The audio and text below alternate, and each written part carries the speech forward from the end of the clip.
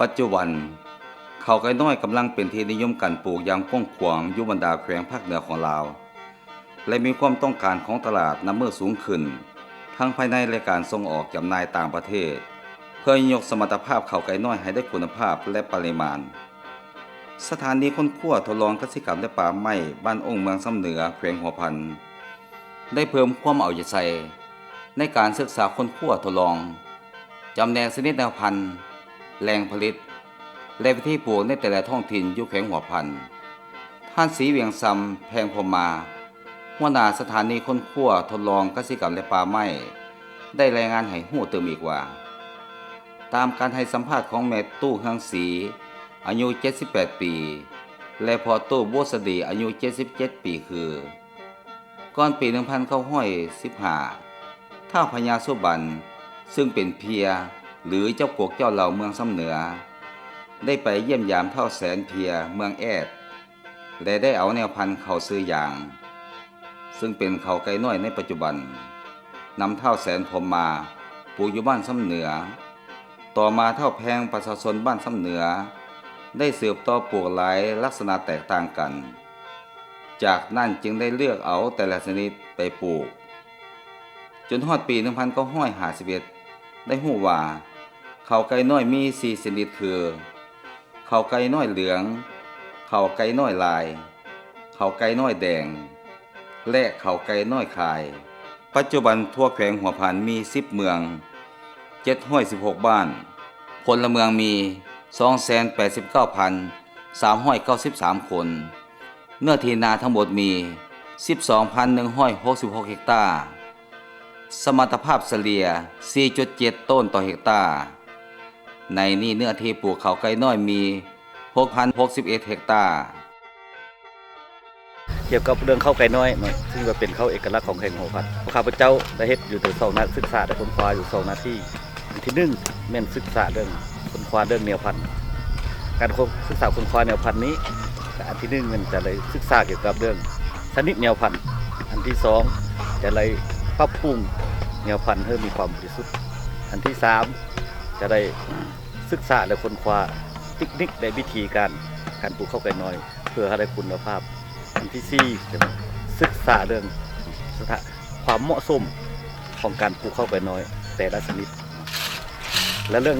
หลังจากที่เราได้การศึกษาแล้วยังได้เฮ็ดเรื่องการส่งเสริมเรื่องการส่งเสริมนี้อันที่1จะได้เรียนให้ประชาชนมันผลิตและปรับปรุงแนวพันธุ์ด้วยตัวเองเพื่อจะได้มีแนวพันธุ์ด้วยตัวเองรับประกันอันที่2เนาะจะได้ให้ความรู้แก่ประชาชนในการวิธีการปลูกเทคนิคและดูการตกกาที่3เทคนิคอันที่3เนาะจะได้เฮ็ดให้ศึกษาให้ประชาชนนี้เลยการปลูกข้าวหมายความว่าจะบ่ให้ปลูกข้าวหลายชนิดอยู่ในทุ่งเดียวแต่เฮ็ดสิ่งบนไหนที่มีความเหมาะสมต่อแนวพันธุ์ไหนเหมือนพวกข้าพเจ้าเลยมีการส่งเสริมให้ประชาชนส่งเสริมประชาชนปลูกกันเพื่อจะดีเรียงเฮ็ดให้สมรรถภาพของข้าวพันธุ์บ่ให้ทุกคนถึงว่าผ่านมาเนาะพวกข้าพเจ้าก็ได้เฮ็ดอยู่5เมืองอยู่ทั่วแขวงหัวพันคือเมืองเวียงไซเมืองสำเนือเมืองสมเป้าเมืองหัวเมืองและเมืองเฮียมโดยว่าผ่านการศึกษาและค้นคว้าและการส่งเสริมผลผลิตข้าวไก่น้อยก็เริ่มมีดีขึ้นและก็เป็นที่ยอมรับเป็นต้นเป็นพ่อค้าสาวขายและเวียดนามส่งออกก็เห็นว่ามีความสนใจในปัจจุบันนี้ก็เห็นว่าหลาย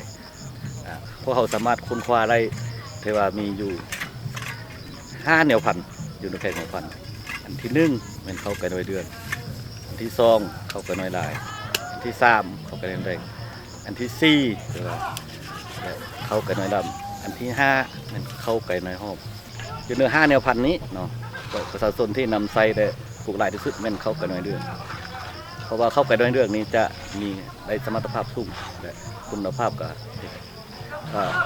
แต่เขาอันไก่น้อยหอมจะสามารถปลูกได้เพียงแต่2เขตอยู่ในเขตเมืองหัวเมืองและเมืองสำเนือซึ่งว่ามีความสูงจากน้ำทะเล1,000 เมตรขึ้นไปแนวพันธุ์ข้าวไก่น้อยเรื่องนี้ เฉลี่ยแล้วทั่วแขวงหัวพันนี่มันได้อยู่ 4.7 ต้นต่อเฮกตาร์และเขาขายหอมนี่เขาไก่น้อยหอมนี่มันได้อยู่ 4 ต้นต่อเฮกตาร์แต่เขาไก่น้อยนี่นะเขาไก่น้อยเรื่องนี้ราคาเฉลี่ยในปีผ่านมาเป็น 3,500 กีบต่อ1กิโลแต่เขาขายหอมแม่นมีราคาถึง 4,500 กีบต่อกิโลเนี่ยพันธุ์เขาที่เป็นสามารถปลูกเป็นสินค้ามันเขาเป็นน้อยเดือน เพื่อแน่ใส่ยกสมรรถภาพการผลิตข้าวไก่น้อยให้สูงขึ้นสถานีจึงได้จัดตั้งการทัศนศึกษาซึ่งได้เชิญทานแสงประเสริฐมัทุจันทร์ห้องหัวหน้าองค์การกระทรวงเกษตรกรรมและป่าไม้ทานเสถียรวรรณสุขหัวหน้าแผนกเกษตรกรรมและป่าไม้แขวงหัวพันท่านคุยติพรตั้งนาห้องว่าการแขวงได้ทานอนงหลักแสงสุริยาห้องเจ้าเมืองสำเหนือพนักงานวิชาการจากแขนงเกี่ยวข้องห้องการเกษตรกรรมและป่าไม้เมืองพร้อมนี้ยังได้เชิญเอาทานในบ้านแนวโฮมสะพานแม่ยิงและชาวบ้านจำนวนหนึ่งใน7บ้านของหวมเพื่อปรึกษาหารือและมีส่วนร่วมในการคัดเลือกแนวพันธุ์ข้าวไก่น้อยผ่านการสังเกตติราคาคัดเลือกแนวพันธุ์เห็นว่ามีความเหมาะสมเพื่อถอดถอนบทเรียนระหว่างการนำวิชาการและชาวนาเขาในการปรับปรุงผลิตในพันธุ์ข้าวไก่น้อยเพื่อการสุขโยส่งเสริมการปลูกให้กว้างขวางในเมื่อเห็นว่าผลผลิตนี้เนาะทางนี้จะได้ศึกษาเนาะเพื่อว่าจุดนักมันจะได้ศึกษาเรื่องความเหมาะสมของ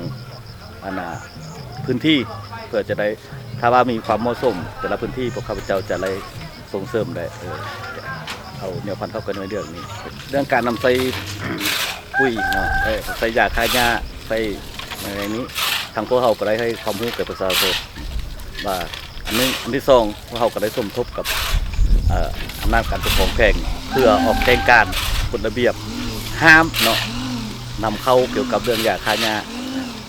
แล้วจากนั้นพวกเขาก็ได้ไปสาธิตให้ประชาชนเป็นต้นเหมือนนำใส่ฝุ่นคอกฝุ่นบ่มแล้วก็ได้ไปให้การโฆษณาเกี่ยวกับเรื่องพ่นให้ของการนำใส่สารเคมี